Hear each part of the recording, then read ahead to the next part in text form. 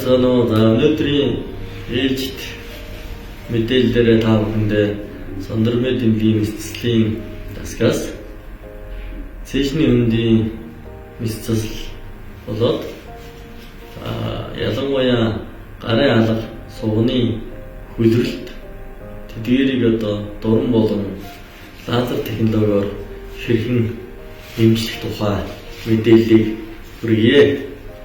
За манай хамт олон бол 2010 оноос эхлэн энэ Монгол улсад хүлрэлтийн талын судалгаа шинжилгээ ялангуяа энэ сух зарны хэсгийн үнэрийн талаар нэлээд дөрвтэй судалгааны шинжилгээний ажлуудыг хийж ном зохиолт хэрэгжүүлсэн байдаг.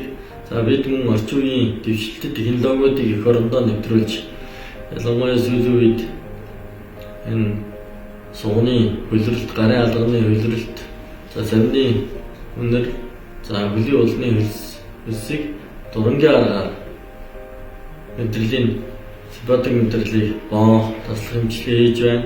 За мөн лазер технологиор 2 мм-ийн жижигхэн төслийг хийж сугуулын цамны хэсгийн бэлчирхааг хайлуулах үйл ажиллагааг болгох, мөн тэнд бие энэм бактерийг устгах, өрөв сүнэрийг өгөө болгох чиглэсэн чин хэмжлэгээний технологиудыг нэвтрүүлээд амжилттай ажиллаж байна.